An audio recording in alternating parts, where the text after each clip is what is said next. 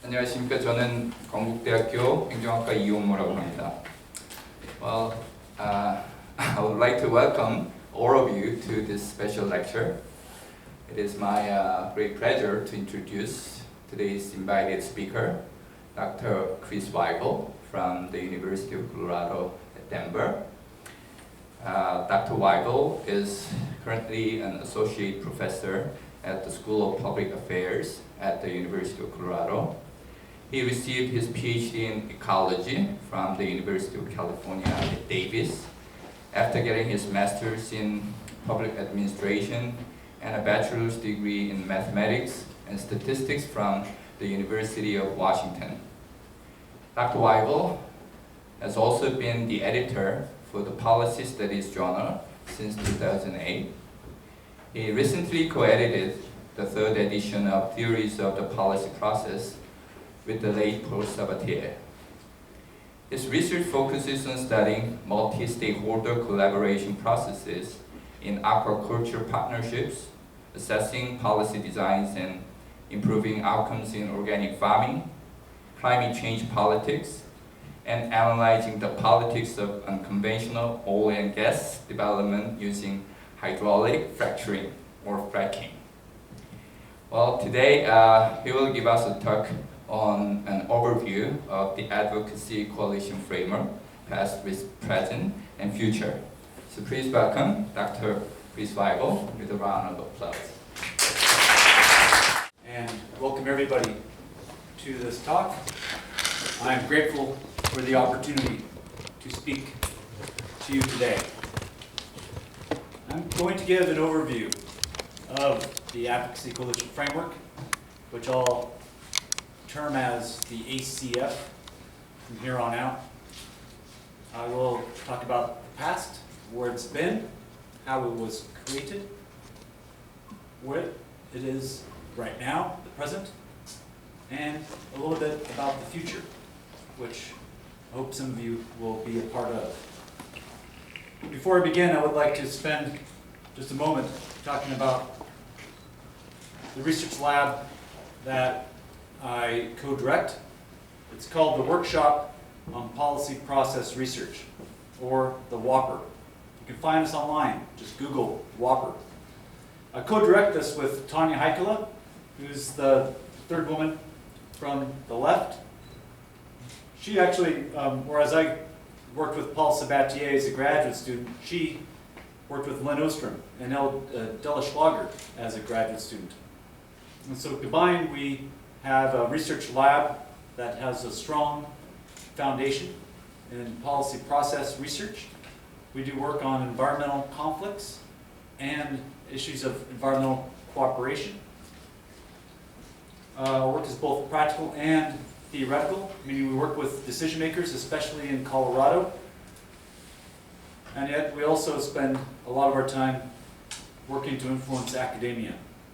And perhaps most importantly for this crowd, we warmly welcome visiting scholars and students.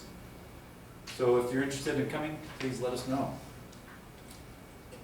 I'm going to start with a brief overview of the ACF, and I'm going to begin with this distinction, which I think is probably one of the most important distinctions that we need to make in order to understand the ACF today. And that is this distinction between frameworks and theory. This distinction, by the way, goes back in the United States, at least to David Easton and his work in the 50s and 60s. More recently, it has come out of the Eleanor Ostrom tradition in her workshop in Indiana University. The purpose of a framework is really to provide the scope of your research, the general set of questions that a framework is intended to help answer. It provides a set of assumptions so researchers can kind of assume some things are given in the world, because we can't always argue about all the foundational components of our research. It establishes general categories and concepts for study and relates those in a very general way, often like in a flow diagram. and it can support one or more theories. And so sometimes we use the word theory very generically. When used in this distinction, it's used very precisely. In that regard, a theory has a very narrow scope, a narrower scope than a framework. It relates concepts, usually in some sort of like an hypothesis or proposition, sometimes in the form of principles. It provides a set of causal mechanisms, often about why two variables may relate. What's the source of their relationship? And provides contextual nuances. For example, you may have a theory about how a certain policy process perhaps might work in Korea, or you might have one that how the policy process might work in China, but that might operate underneath the same framework. And so as we can imagine, as we start going more and more comparative, more and more global in policy process research, the study of public policy, we need a framework theory distinction, because the framework provides that foundation for a lot of scholars to have a very similar vocabulary, but it provides the freedom to develop specificities per the context. So we can capture the differences in South Korea's government as compared to the US government. In the ACF, this is a very general setup. It's not always this way, but basically the framework has certain assumptions, scope, and I'll talk about these basic concepts, general associations. And the ACF can be thought of as supporting, in general, three areas of emphasis, theoretical emphasis. Coalitions, learning, and policy change are the three major areas that this framework has supported for years. And it has hypotheses that operate within each of these boxes within this framework. It can have more. This is not exclusive. This is not everything that it has. But this is the general area that has its strengths. In terms of its assumption, I'm just going to go through some of the basic kind of foundational aspects of it as a framework. These are aspects that are typically stable. We want to be stable over time, so researchers know that this is the general setup that it offers and provides. It all starts with the policy subsystem. In any government system, there's decisions and non-decisions, and many of these decisions fall within a particular policy subsystem, a topical area. It could be welfare, it could be national security, aviation, telecommunications. It can have a territory, the entire country of South Korea, or it can be localized into a local community, possibly. Then each subsystem, there's specialists. These specialists can come from government, they can come from the private sector, businesses, nonprofits, academia, the news media, really anybody who's involved in that subsystem trying to influence its affairs. You can imagine, in some countries, the structure of a policy subsystem will differ based on the government system within which it is set. So you might imagine that subsystems in South Korea will be structured differently than the subsystems in the US. You might have, for example, a higher likelihood of centralized subsystems in South Korea, because you don't have as decentralized as a governing system as we have in the United States. The policy actors might differ also. You might not have as many, let's say, nonprofit advocates in South Korea as you might have in the United States. You might not have as many, I don't know, perhaps scientists. I don't know how active scientists are in the political process in South Korea. That's an empirical question. The model of the individual. We assume it's boundly rational. We assume the importance of a belief system, and we can talk a lot about belief systems. I don't have it on my slides here, but basically it assumes that we're guided by these normative views of the world and empirical views of the world that structure how we think about things and what we care about. And also a concept called the devil shift. And this devil shift concept is basically the tendency for us to demonize our opponents. In high conflict situations, sometimes we can remember losses or defeats more than our victories. And we tend to demonize the people that we argue with, that we fight against. And that's one of the sources of coalition politics, the polarization of people in political debates and why it lasts so long, because we have a difficult time negotiating, talking with people that we've demonized. Policy and programs are the translations of beliefs, and that's one of the reasons why people fight over policies, because it's a reflection of what they care about. And also one of the reasons why we need to look at policies from a long-term time perspective, because our values don't change that often. So one side may win a policy dispute, but the other side, their beliefs are still there, and they may win the next battle. They may change that policy in the future. It also assumes the importance of scientific and technical information, in part because our belief systems, we need to put together causes and effects. And sometimes we just do it implicitly based on our experience, our professional experience. But oftentimes we use science to kind of connect the dots of and make causal arguments about problem severity, problem causes, and hence policy solutions. And again, the long-term time perspective. Like I said, sometimes policies can be adopted in this time period, and they could be turned down or changed in the next time period. And if we want to understand why a particular policy was adopted today, we often have to look at events many years ago.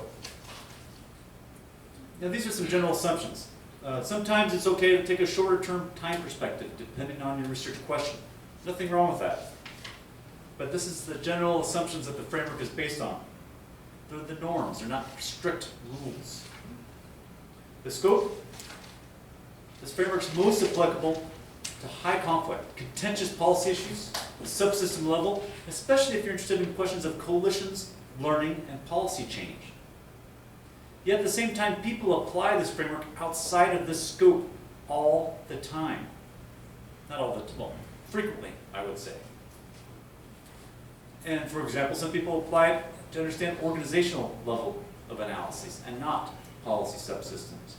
Some people analyze very low contentious issues, where there's maybe one coalition. And from my perspective, that's okay.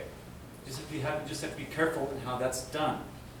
And I really like this quote by Herbert Simon in his book, Science of the Artificial. And he views essentially all human artifacts as working best in a particular environment, like a benign environment. And we can imagine policy theories the same way. They were created, like the ACF, in a pluralistic system of the US. They're created to understand high conflict situations. Sometimes it's good to apply it outside of that context, because then we'll understand what's strong about that theory or framework, and we can also understand what's weak about it, what's limiting it. And that's one of the ways we learn. Some of you may have seen this. This is the basic setup of a policy subsystem. The idea is that you may have two coalitions. Sometimes you have one. Sometimes you have more than two. Coalitions have members. They have beliefs, resources. They strategize over long periods of time. They try to affect government decisions. They try to shape the institutions that govern our society through policy outputs and impacts. Policy subsystems are set within a broader context. And this context in a more complicated flow diagram looks like this, where we have relatively stable parameters up in the left upper corner, more dynamic external events down in the left corner, and some intermediate variables in the middle that intervene between the stable parameters and the external subsystem events in the subsystem. Sometimes the relatively stable parameters are not that stable. That's fine.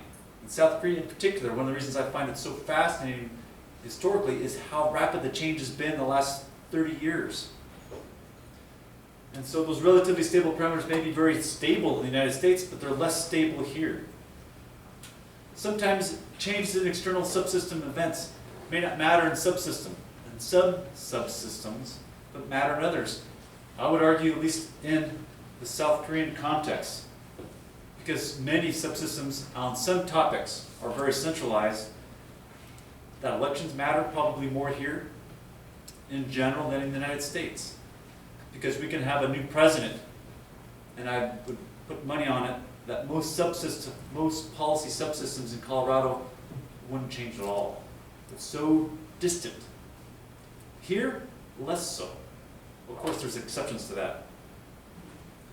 This is just a framework depiction. There's nothing causally related here. It just shows general relationships. We talked about the general theories within this framework. These are some of the kind of theoretical arguments that have at least been confirmed in some contexts. We know that actors form coalitions in contentious issues. This was actually debated when this framework was first put together. People did not think this was the case. These coalitions can be stable, but they're not stable all the time. In fact, it varies by context. Sometimes a coalition will emerge and stick around until the job is done, until the policy is changed, or they stop the policy from happening. And then it disbands. Other times the coalitions can last for decades.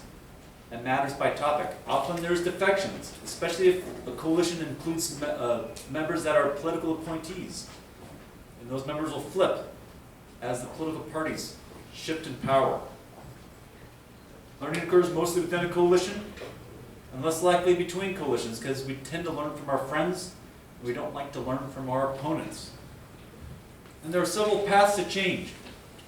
External shocks to the subsystem, maybe a nuclear disaster in Japan might affect nuclear power policy here in South Korea. Internal shocks, the MERS epidemic virus right now, could be an internal shock for the health system in this country. Internal shocks are different than external shocks. Internal shocks, especially I would argue, in South Korea, because it is a little more centralized in the US, you can place blame a whole lot easier in internal shocks, because you assume that it's the policies, it's the rules in this country or the behavior that caused that internal shock, that failure. You can't do that with an external shock. You can't blame anybody, well, I don't know if you can, anybody in this country about what happened with the nuclear disaster in Japan several years ago. But internal shocks, well, we can blame people very easily. Learning and negotiated agreements are other paths to change. Sometimes it's some sort of combination. It's a shock, it's learning, and negotiations. It's not just one. Sometimes these events occur over time. They cascade. They build onto each other. Also, changes in a governing coalition, often through elections, can have a huge impact on policy subsystems and change. There's hypotheses structured around these general theoretical arguments, and I've actually the hypotheses on some backup slides. I can talk about these more, but I'm going to move on. I'm going to talk a little bit about the past of this framework, because you might get more insights about what it's like today from its past. I'm going to start off just by saying that it was created by Paul Sabatier in 1981 and 82. He spent a summer, or actually an entire year, on sabbatical at the University of Bielefeld, Germany. Well, back then it was the German Federal Republic. At the time, Len Ostrom was there, and Vincent Ostrom was there. Benny Hearn, who was one of the implementation scholars, a bottom-up implementation scholar, was there. Paul at the time, Sabatier at the time, had already established himself as a scholar with Dan Nasmanian with their implementation framework. The debates at the time was, how do you deal with this bottom-up and top-down debate about implementation? The Ostroms had just created the Institutional Analysis and Development Framework. And so Paul was trying to figure out, how can we study, how can we understand this constant tinkering of policies? He looked at implementation and he knew it just wasn't, you adopt a policy, you implement it. You adopt a policy, you implement it, but then there's this constant tinkering and change that goes on over time. And he wanted to capture that in a framework or in a theory. He didn't know how to call it at the time. But working, especially, that's one of the reasons why it was good to work with Len Ostrom, because the IAD framework came in handy in terms of how to structure the ACF. Paul wrote the first version of the ACF called the Strategic Interaction Theory of Policy Evolution and Learning. Policy evolution as a term was dropped from the ACF kind of lexicon. And actually it's kind of funny, it's actually a note from Lynn Ostrom. She said, drop the term evolution, too much baggage. And he called it instead policy change.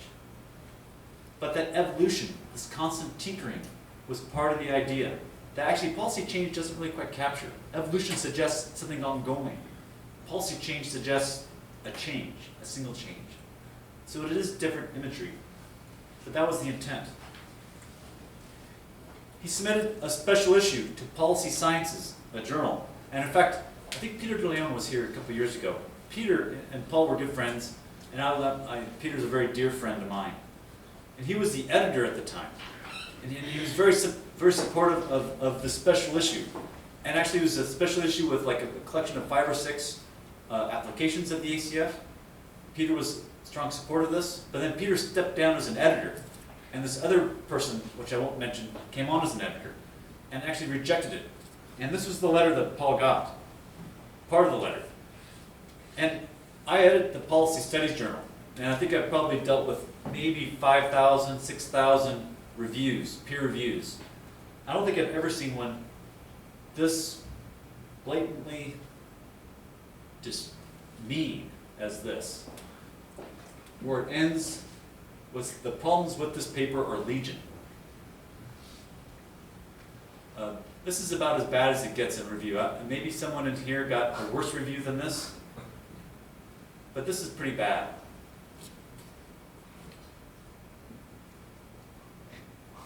He then got rejected by JPAM and also AJPS. Richard Bark, by the way, who along the way Paul met Hank Jenkins Smith. And Richard Bark is a classmate of Hank Jenkins Smith. And Richard Bark actually applied the ACF in a case study on hazardous waste policy in 1985 and got it published. So there's actually an application of the ACF before the framework was even published. And you also got to realize some people want to create a new theory. They want to create a new framework or something. So 4 years after he started doing this in 1981, it was still being rejected. 4 years. That's a long time. Thinking about how much time you can put into your work and how long it takes to get published. 4 years is a long time. Anyway, it finally got accepted and they had a wave of publications. It went back to Policy Sciences. In fact, the editor who rejected it before with that letter, that person stepped down and a new editor stepped up. And actually Paul decided to try it again and got published. And then Hank Jenkins Smith published his book on democratic politics and policy analysis, and the edited volume that really established it came out in '93. Since that time period, he had a lot of growth, especially outside the United States. I did this in 2006, and I missed quite a few. For example, I know there's the first one, I believe, in South Korea happened in 2002, and it's not on this graph. But in 2006, there was about 80 applications that I had found, and I missed a few, like I said. And over time, they slowly kind of spread around the globe. Topically, they also started in the environmental area, and soon also started to diversify a little bit more. And over this same time period, I'm not going to go through all these points, but there's huge debate. In fact, I would say with every theory that came out of the United States, punctuated equilibrium, the ACF, multiple streams. Back in the late 90s, the debate was, are these applicable in Europe? Because it doesn't have the pluralistic federal structure of the United States. And so Paul wrote a very important paper called Revisions and Relevance for Europe, for the ACF, and this was really important in getting the framework applied in Europe, and now it's applied in Europe more so than the United States. Also, I think it's, from what I'm getting, applied in South Korea more so than in the United States. I won't go through too much of these points, it's pretty self-evident, but I will say that there's several special issues that came out the last few years. One, Administration and Society on the ACF applied in the Asian context, and the other one in the Journal Comparative Policy Analysis that I was a part of about the ACF applied outside of Western Europe and the North American context. In particular, we have applications in China, India, the Philippines, and Kenya. I should have had one in South Korea, but I did not. And in 2014, I tried to count, again, this is all, in fact, it's mislabeled, all English applications written in English. I found 224. You can see that most now, there's 94 total applications in Europe, 95 in the US, about the same percentage. But most of those have occurred recently. Also, it's getting more diverse topically, still dominated by the environment, but more and more health, social issues, technology, tourism. It's beyond what I understood. In fact, when I wrote the latest update of this framework in 2014, I thought I had a good grip on how people were applying the ACF. And I realized when I made this tally that I really don't.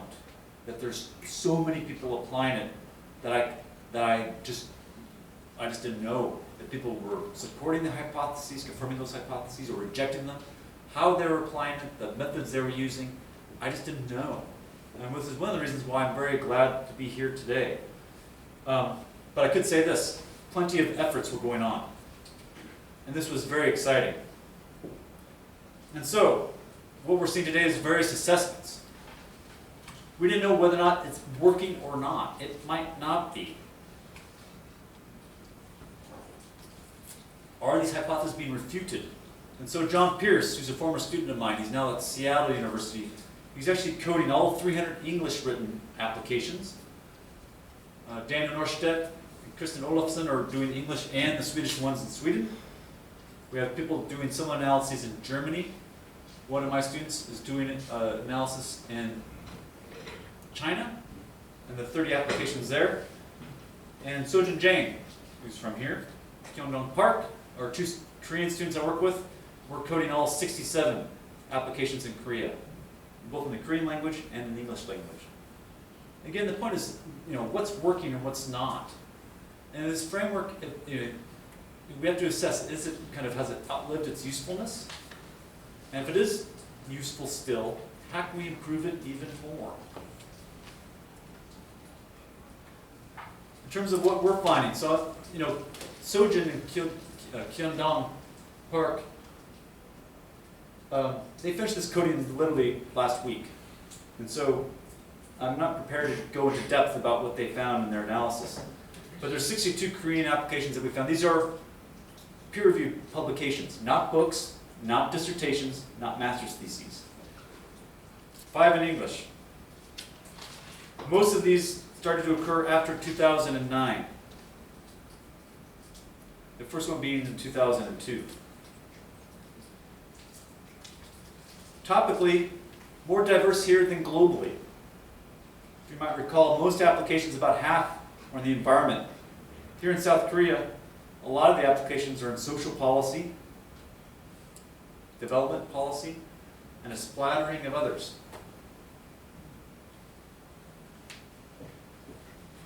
Reasons for applying, very similar distribution you'll find anywhere. Most people apply the framework to understand coalitions and some sort of policy change. Learning is less of an emphasis.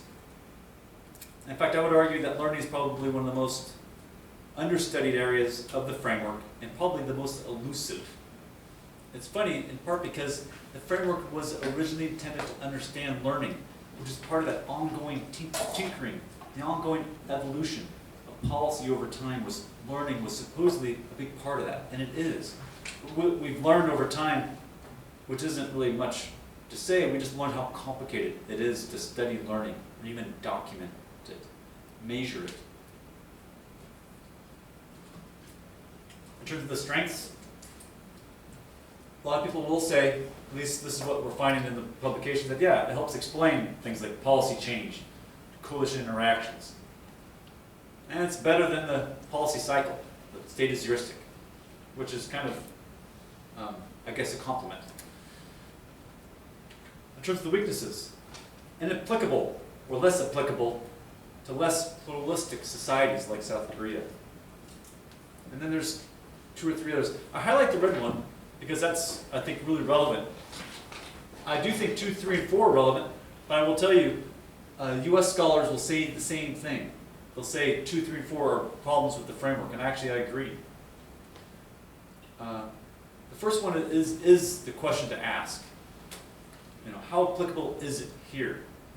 I would argue it is applicable, otherwise people would not be using it. However, it needs to be applied in a very careful way, in a way that captures the nuances and the specificity of the South Korean context, while at the same time not totally altering the framework as that basis. And this is where the framework theory distinction comes into use. And I'll talk about this here in a second as we talk about the future. What's up next? Well, first off, there's this really just a global scale application of the ACF that really has never been seen before. And I would say the same thing about policy process research. It's more global today than it ever has been. And this is really exciting. It's more comparative than it ever has been. But this also provides an opportunity and also a challenge for anyone and everyone who's interested in studying public policy, because we need to figure out how we can basically generate that knowledge that respects and identifies the specificity of the context, but yet also draws the general lessons. So how do we do this? Well, first off, we can create deliberative comparative research projects. I'm very proud. I was in Zurich this past February, and we had a 7-country comparison applying the ACF on the topic of oil and gas development.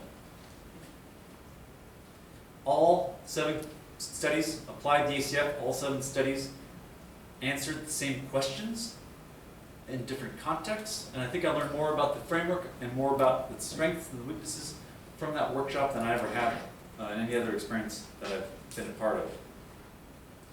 We need to develop common methods, but not strict methods, of data collection and analysis. This is really important. This is where it gets into, again, balancing the specifics and the generalities.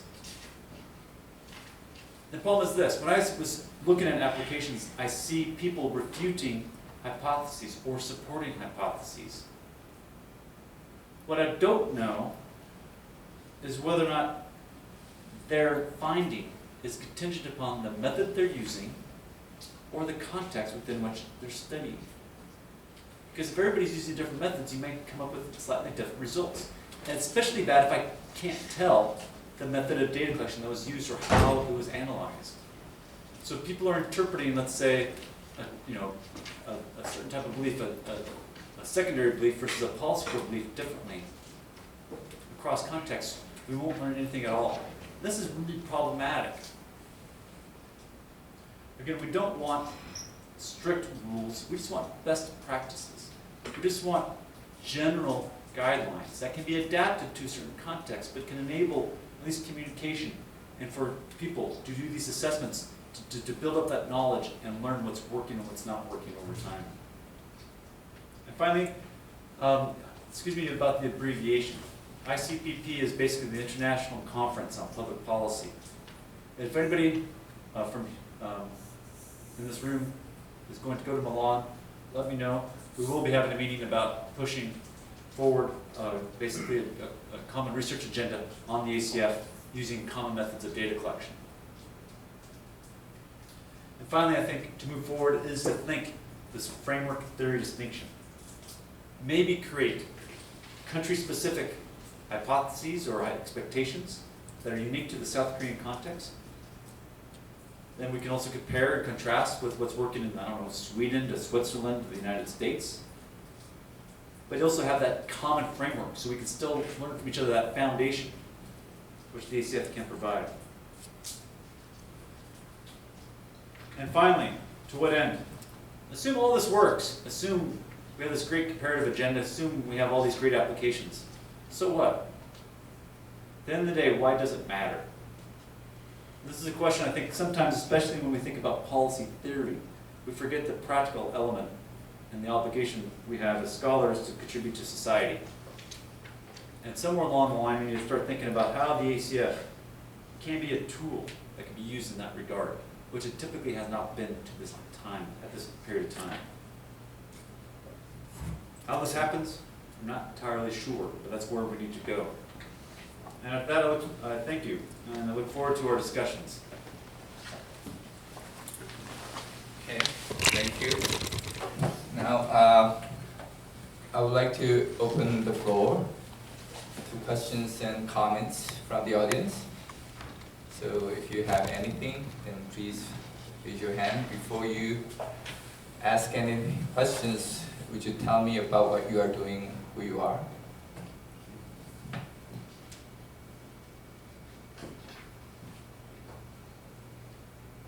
So, can I just speak? Is it okay? So my name is Park Hyung-gu. I'm from Korea University, study PA, same field. And then I have one question about the history about like Sabatier's theory, first state. So you just mentioned like it's in 91, 92, 81, 82 until like in the 84, he rejected like as 4 times, right? And then suddenly like just accepted like by the John Rule like as 96. Anything like happened like why they just 4 years in a row? Then I just wondering. So just to go back, so you're referring to the string of rejections and how it eventually got accepted. Right. Good question. First off, the framework, I mean, once you understand the sources of it, you understand like the IID framework and you can read the initial description of that. You read Hecklow's work, which Paul was exposed to in 81, 82. You really start looking at his lessons from the implementation literature. You can see how the ACF came together almost like an amalgamation of all these different pieces. But this general idea that these coalitions would be stable in a subsystem was resoundingly rejected by a lot of the reviewers. They just didn't think it was possible. They didn't think it was there. And Paul saw it in his case studies at the time in California. But I think Paul probably overstated the extent that that always was the case, or put bounds on how stable those coalitions were. But what happened in 1984, I will say, is that he started to collect data. That's where Hank Chick and Smith really came in handy. They actually started to collect data, not just on survey data, which he did in the Lake Tahoe region in California in 1984, but they also started to code legislative hearings to track belief change over time and the stability of coalitions over time. And they had data to back up what they were saying. Ironically, the 86 papers did not include data, but the special issue did have some data in it. But what happened also, I think over time, they presented the same framework at many conferences, and that's how the Richard Bark publication happened. People were seeing this applied.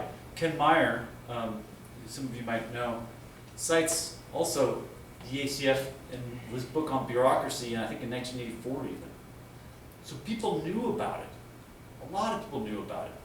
And so I think when the referees were reviewing it in 86 and 87, they're like, oh yeah, I've seen this applied so many times. I think they just kind of gave in, because I think they accepted it as something that was legitimate. That was not the case originally. I think it was almost too new. At least that's my interpretation. I will tell you that if you were to read the very first one, Notes Toward a Strategic Interaction Theory of Policy, Evolution, and Learning, the structure of that paper is essentially the same as in 88. So the theory, the framework itself did not change much over that time period at all. Any other questions?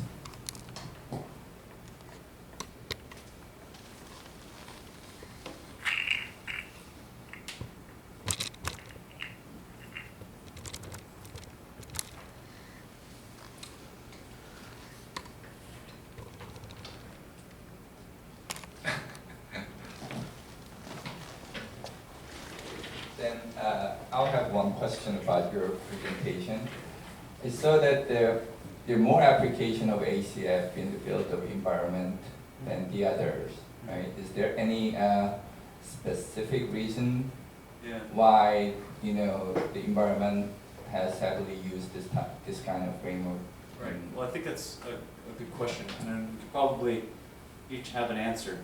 My sense is that environmental issues are often zero-sum games. Meaning, I want to use this piece of land for one reason, and somebody else wants to use it for another reason. I want to build a dam, or I want to use the river for rafting, or for fishing, or protecting the environment. And so it's very hard oftentimes to find common ground when what you're fighting about is not easily shared. But also I would say, Paul Sabatier and Hank Jenkins Smith both studied environmental issues and energy issues. And so therefore there's a legacy of that with who their friends are, you know, what panels they presented on at conferences, how the framework kind of moved through the network of people that wanted to apply it. I think that definitely, especially in the early years, had a huge influence on where it was applied. I'd also say third, you know, I edit the Policy Studies Journal, and it's basically a journal that's dedicated towards advancing theory. And I think about 40%, 30% of all submissions and publications are in the environmental area. So I think it's also very common for scholars to do environmental issues to focus on a theoretical perspective. Whereas sometimes scholars that say we do education policy often focus more on evaluation of that data because they have great outcomes. They don't focus on the conflict as much. And so part is just the tradition or the pattern of what scholars do. And I think the ACF is just part of it. I don't think there's anything about the ACF that makes it, especially anything about, let's say, poverty to education to health. All those issues could be analyzed by the ACF. There's nothing about them that says they can't be. It's just who the scholars are.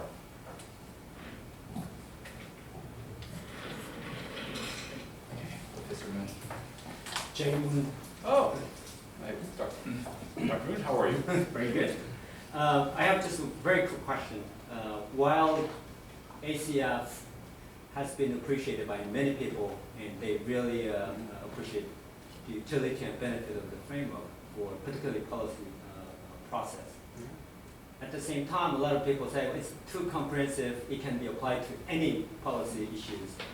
And it's a combination of issue network, policy communities, interest group politics. So that, how do you see those critiques or critical perspectives raised by several people?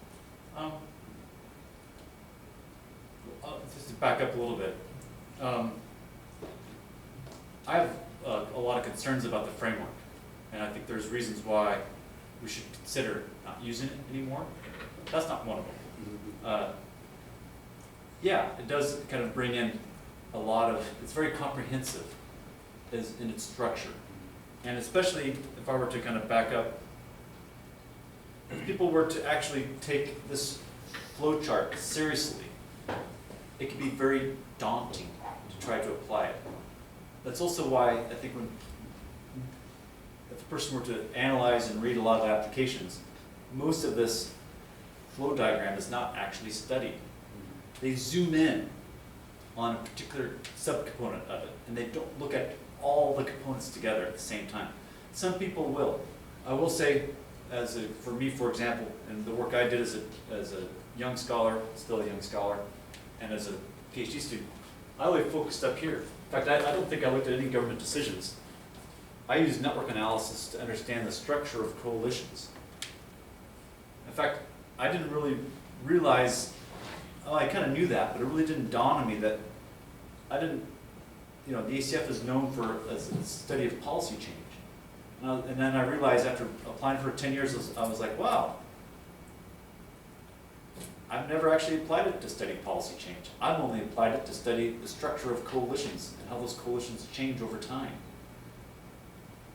And then I started looking at, some people really look at policy change, and coalitions are almost like the means to an end. They don't spend a lot of time talking about the network structure of coalitions. They don't really care. They want to explain policy change. And so some people, I think, don't take that too seriously. And they pick and choose what they want, they pick up the tool, and they apply it in a way that's pragmatic and that works for them. And I think that's probably the best way to go. If I had a book project, I would try to tackle everything. But I don't think in an article it's very easily done, although people do it all the time too. But if you do that, you have to take a broad brushstroke, very broad perspective, and apply it in different ways. So yeah, I mean, it does kind of bring up in a lot of areas, but also say the world's complex, and some of our tools are complex tools, and some of our tools are not complex tools. And you know, my PhD is actually in ecology, and I had a friend, a colleague who used to study genetics in a petri dish, and she would spend 6 months trying to get the petri dish all set up perfectly, and then it would fail, and she'd be crying because it was like 6 months wasted, right? Because it took her so long to learn this tool. In the social sciences, we almost assume our tools should be applicable and used and learned in 1 day or 2 days. And I think that's kind of limiting. We almost like limit the fact that what we're studying is complex soups and hard to deal with. And I think we should almost embrace the complexity of our tools because the world is complex. I think I turned off the computer here. It's going back on. Anyway, thank you, Dr. Moon. It's a pleasure meeting you. Hey, any other comments or questions? One more question. Yeah. When I was a student in this university, I read many articles and basic applications. There are some basic applications is connected with the other theories or the other frameworks. So how do you think about this phenomenon in the research, especially, for example, some researcher use some part of the ACF, Alexa system or correlation A or B, some confliction between coalitions, and plus use the other framework for example, network analysis or the other framework. So how do you think Right. about it? A couple things. And in fact, I'm kind of of two minds on this. And so what I'll say may come across as contradictory. So I'll try, well, it will be contradictory, but there'll be a few caveats in that. First off, I do believe that the ACF is best thought of as a framework, and it can support theories underneath it, multiple theories. In that regard, I'm very pragmatic in my orientation. And if I have a problem that I'm trying to solve, and I'm using the ACF, and a lot of people will ask me, well, ACF is all about beliefs, why don't you study interests? Or what happens if I want to study interests? I'm like, well, fine, study interests. I mean, there's nothing stopping a person from looking at the interests of individuals and how they form coalitions. And Paul Sabatier thought that interests were part of the belief system anyway, so that works. But if you want to study them independently of the belief system, do it. There's nothing to stop you from doing that. And in fact, you want to do that. You want valid explanations. And using a framework and putting it in the framework as blinders that can prevent a good explanation of your phenomenon because you're only applying a single framework, I think is very limiting in terms of that perspective. That said, some frameworks and theories are more compatible to others, and some are not. For example, Hank Jenkins Smith applies cultural theory quite a bit, and he's a big fan of using cultural theory as a way of measuring deep core beliefs within the ACF. It's a great fit within the framework. I had a PhD student last year who looked at policy analytical capacity, basically resources within a community for processing and using information. Use it within the framework. Fit great. Other theories don't. I mean, policy network analysis, from my perspective, isn't really a theory; it's a method. And I've been doing that for a long time, so I don't see that as like incompatible either. I think it's just part of the framework. It's always been there. As soon as the network analysis kind of picked up as a technique, this is brought in. A lot of people in Korea use it in conjunction with multiple streams. That's where it starts getting a little more complicated because multiple streams has its own integrity within that particular theory. And the challenge with merging theories is that you don't want to treat any one theory on the surface level. And this is where I get into a little bit more contradictory. If you want to merge, make sure you know the theories and the depth within those theories, and don't treat them as a very simplified structure. And I get a little more worried with multiple streams because there's depth there that I don't completely understand. And I really get worried about when I see the ACF applied with Ostrom's IAD framework. I've been really trying to understand the IAD framework for 6 years. And I've hung out with Ostrom, I hung out with their students, and I'm still constantly corrected, still constantly updated about what I'm doing right and wrong. There's an art and a craft to applying that framework that is not easily understood. ACF's a little bit like that, but not quite as deep. So I guess my point is, yeah, do it. But for some, the fit isn't as well, and for others, make sure you understand both very well. I will say with Policy Studies Journal, I can only think of one application that applied 2 theories at the same time and did it well. Actually, even got accepted. We probably get about 10 or 15 submissions where they tried to apply the same framework, or 2 frameworks in the same paper. Most of them just get rejected, and easily rejected, because you send it to a multiple streams expert, you send it to the ACF expert, and they both say they don't understand what goes on in each of these theories and frameworks. And so for PhD students, my PhD students, unless it's a very simple theory, I say do one and do it well. Do the other, do it well, and then marry them. But you got to show your kind of merit in each one independently. And once you do that, then you'll understand what's going on. That's what I would recommend. Or at very least do it with extreme caution and respect, and know that it's hard to get published in a top journal. And the reason why it's hard, by the way, too, is that the type of data you need for applying 2 different theories are different, oftentimes. ACF requires sometimes a certain type of data, or is best done with a certain type of data. Multiple streams the same way. IAD, Institutional Analysis and Development Framework, the unit of analysis is just different. And so it's hard to combine them. Anyway, he and I went more than he probably wanted to, but that's the answer that I have.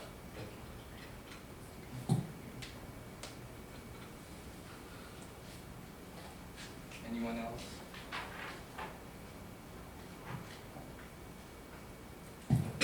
Okay, then to wrap up today's talk and discussions, have highlighted some of the important issues in the Advocacy Coalition Framework. I hope the issues addressed today will be followed upon by more research efforts in the future. Well, once again, I would like to thank Dr. Weible for such an informative presentation, and I would also like to thank everyone here for coming out to join us today despite the hot weather and of course the MERS situation. Well, I hope you stay around for the rest of the conference, and I wish you all a healthy, productive summer. Thank you. Thank you.